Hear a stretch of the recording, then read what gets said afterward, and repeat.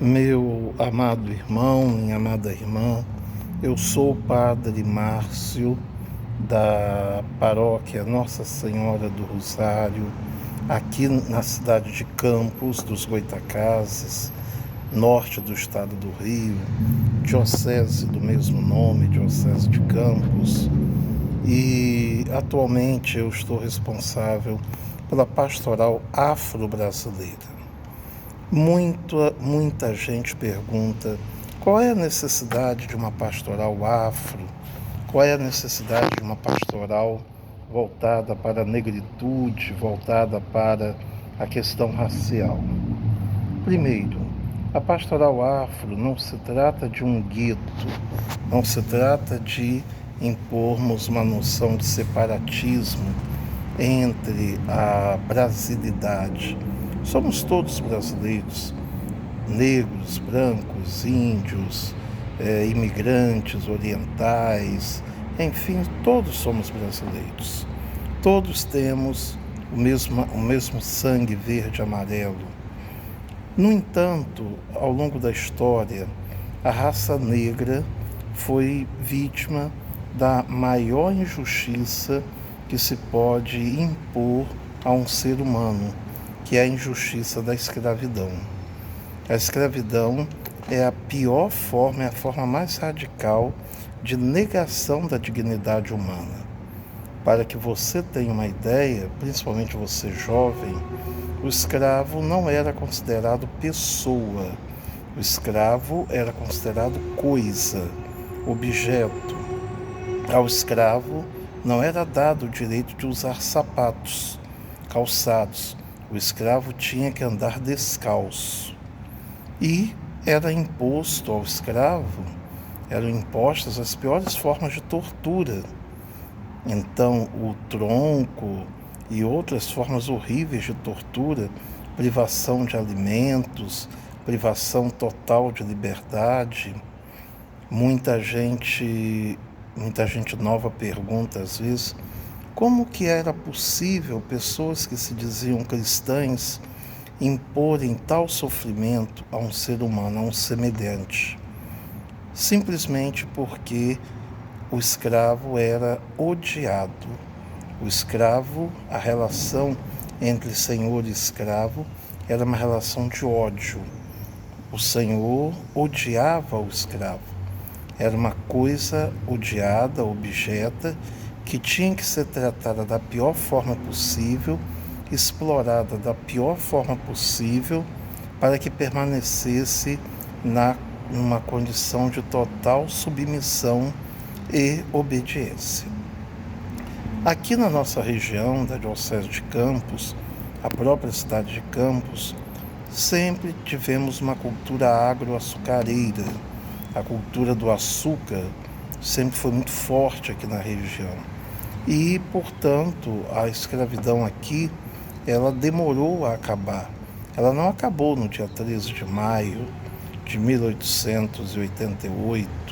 Muito pelo contrário, a escravidão aqui na nossa região talvez não tenha acabado até hoje, já que são inúmeras as denúncias de trabalho análogo à escravidão, são inúmeras as denúncias de exploração análogas à situação de escravidão. Eu dou um exemplo muito simples. Nos anos 80, 70, 60, até os anos 90, era muito comum aqui na nossa região, quem é de Campos sabe, que meninas, adolescentes lá do interior fossem trazidas para a cidade, para a casa de famílias ricas, abastadas, meninas de 11, 12 anos, 13 anos. E essas meninas permaneciam na casa dessas famílias, trabalhando durante anos e anos e anos e anos. A maioria não tinha oportunidade de estudar, a quase totalidade não tinha nenhum tipo de direito reconhecido e muitas sofriam abuso sexual dos filhos dos patrões, muitas eram abusadas e não tinham a quem pedir socorro. E na medida em que os velhos faleciam, que os senhores faleciam, os filhos simplesmente se livravam. Pegava aquela pessoa que já estava numa certa idade e jogava no olho da rua, jogava no asilo, simplesmente se livrava daquele problema, daquele empecilho. E pelo menos eu não sei de nenhum caso em que houve via jurídica, via justiça, um ressarcimento, uma punição, um ressarcimento dessas pessoas de tudo aquilo que passaram. Este é um exemplo da escravidão moderna que durante muito tempo acontecia e era considerada normal em nossa realidade social. Então, a necessidade da pastoral afro é também de um revisionismo de toda essa cultura, de toda essa história. Qual é o papel do negro na nossa sociedade hoje?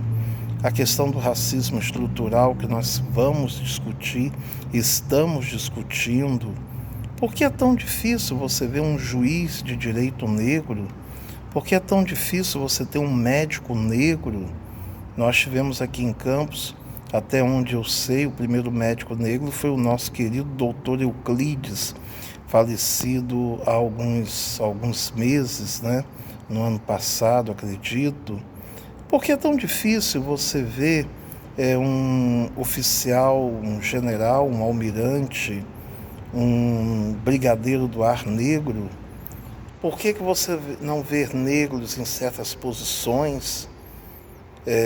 Apenas nos anos 90, aqui no Brasil, no âmbito da igreja, nós tomamos conhecimento do aumento do número de bispos negros.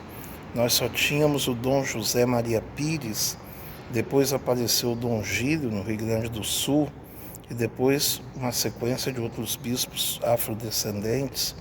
E hoje, graças a Deus, o episcopado brasileiro é um episcopado multirracial, colorido, como se diz na gíria, né? Mas há o racismo estrutural, sim.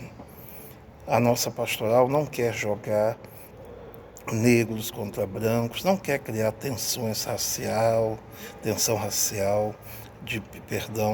A nossa pastoral não quer ser um instrumento de uso ideológico político, mas quer ser um instrumento de promoção da caridade, de promoção da evangelização e de defesa daqueles que durante tanto tempo viveram na exclusão, na miséria, no abandono, vitimados pela violência, pelos abusos, aqueles que durante tanto tempo não tiveram voz.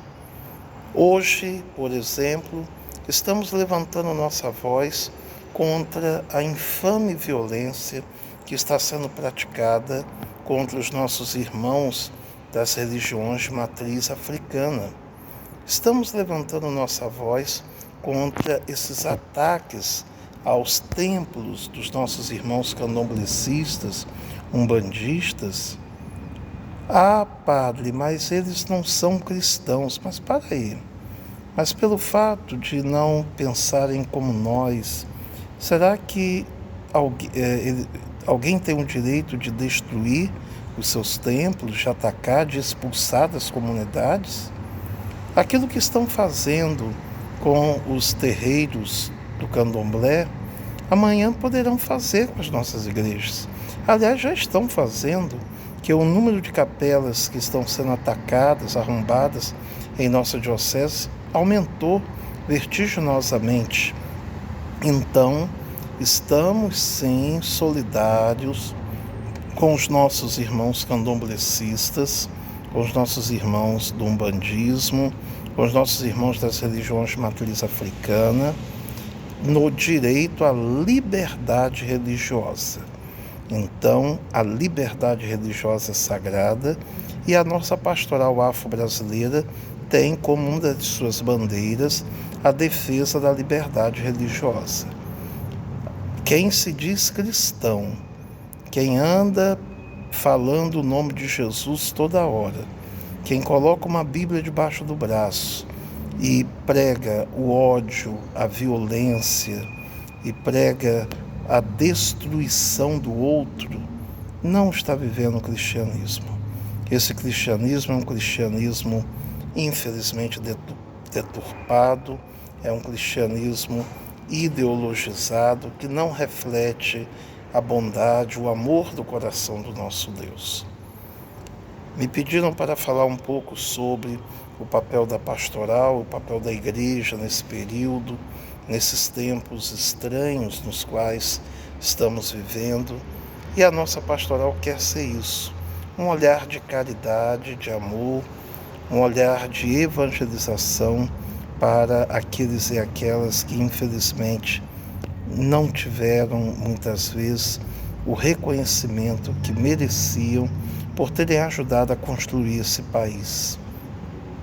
Nossos irmãos que estão mergulhados nas situações de extrema miséria, nossos irmãos que, infelizmente, estão nas penitenciárias. Por que será que 80% da população carcerária no Brasil é de negros, negras? Isso será por acaso? Será que só negro que comete crime?